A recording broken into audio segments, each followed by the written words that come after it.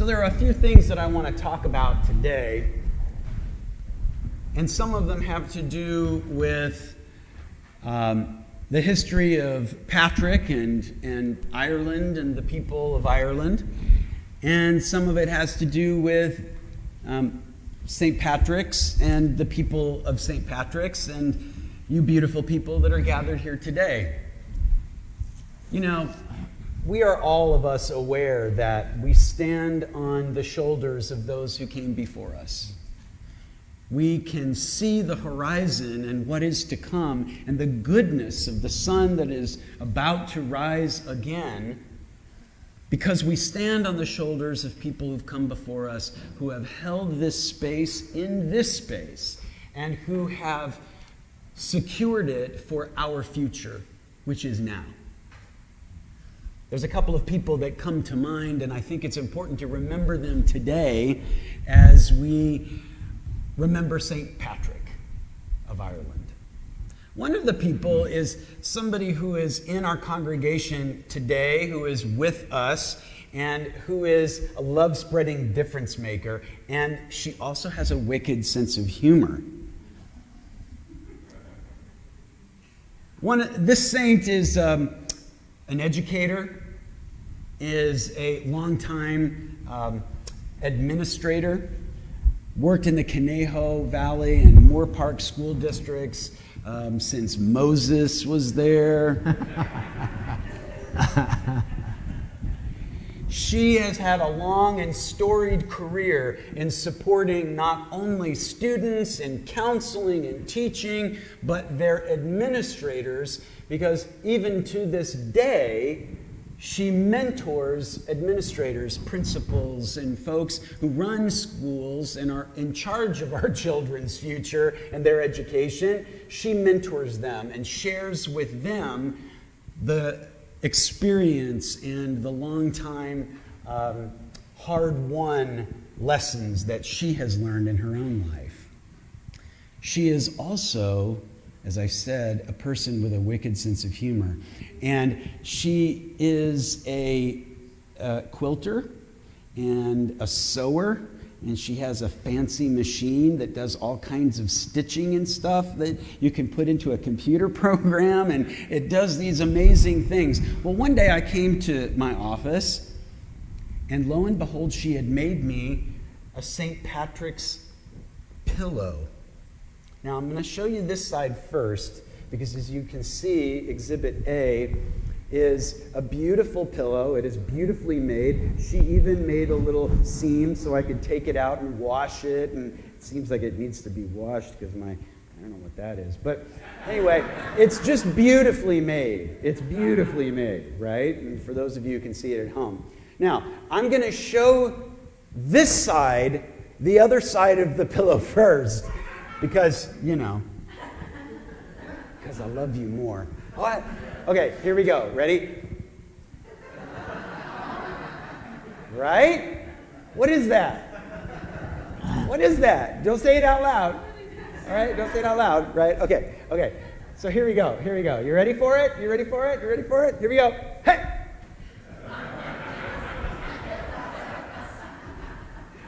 It's a snowman, St. Patrick. It's a snowman, St. Patrick.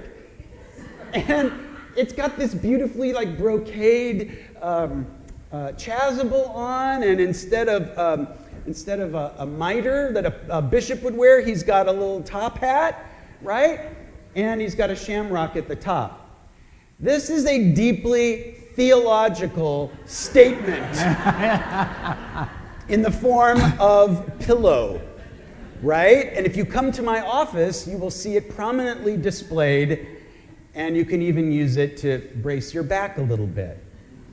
Anna Merriman is one of the saints of God, and I want to be like her.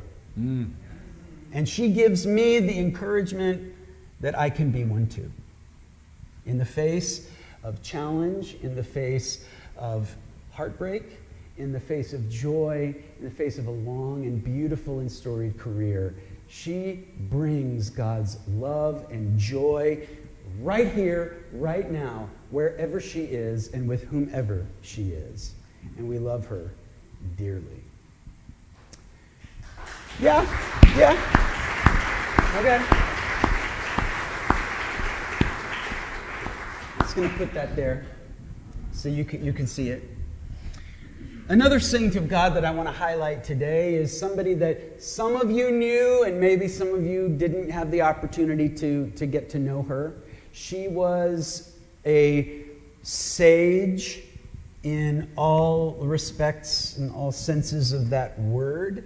She was a wise woman. She was a keeper of secrets and confidences. She was a person who'd been around the block a few times. She could tell you about that, and she would share that with you as though you needed to hear the good news in the little bit of wisdom that she had for you. Her stories were epic.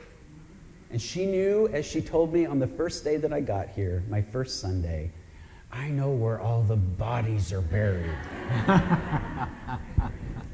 And she did.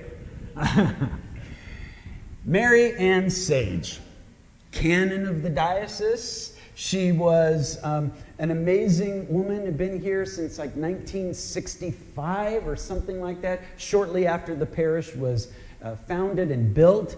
She is the mother of Brian Sage, who became a priest out of this church, was a youth pastor in this church. Many of you worked with him. The Telfords and the Merrimans, Anna and Larry, and many of you. And he became the Bishop of Mississippi. God bless him. And he is now just retiring. He has like 132 days left. Training his successor to be the new Bishop of Mississippi. She was an amazing woman of faith and of courage. And she had plenty to complain about, and she had plenty to gripe about, but she never, ever did. For those of you who knew her, she was a saint of God. And I have courage and faith that I can be one too. This is a quilt. Mary Ann was diagnosed with cancer. She did not die from this cancer, but she was diagnosed with cancer. And this parish made her this quilt. Well, you got to see the pillow first, so the parish made this quilt full of Celtic iconography and colors and images. They made it for her so that she could put it on her lap while she was receiving her chemotherapy, while she was recovering, to keep her warm and to be reminded that she's loved, that she makes a difference, and that she was in this parish's thoughts and prayers. And the cool thing about this is that many of you who were around at that time have signed it. Ruth Ann England, I've read yours, and so many others who have signed this and let her know that she's loved and remembered. And she's not been with us for about, I would say about 5 or 6 years now, but I was privileged to know her and to share in her joy for this place and her love for you and her love for the future of this place. We stand on the shoulders of those who came before us. We love because we were first loved. And that begins with God. It begins with Jesus. But we've all been loved first by the Mary Ann Sages and the Anna Merrimans and the Ruth Ann Englands and the Alice Simmons and the Pete Manns. Those are some people from my past, from people I served in the past. They are all saints of God. Not because they have a capital S or they've gone through some canonizing process, not because they were perfect, not because they always did the right thing, but because they knew how to love no matter what. That's our challenge, is to remind one another that we are built for love. that we are built to carry that love into the future, to give it to our children, to give it to one another. And the first and foremost is to love God. So as you, this week at the end of Lent, spend some time in thought and meditation and prayer, if you find some time to be quiet, even on a plane ride for 12 hours, remember the people in your lives who've made a difference for you. Think of the people, like my big grandma for me, whose shoulders I stand upon so that I can see the glorious sun that is rising just across the hill, just over the ridge and the mountain. We are privileged. And so let us hear their voices to us as Patrick heard the voices of the people of Ireland. Come, be you. Be the most you've ever been before. Bring your salt. Make this place as salty as you can make it. And do it in love.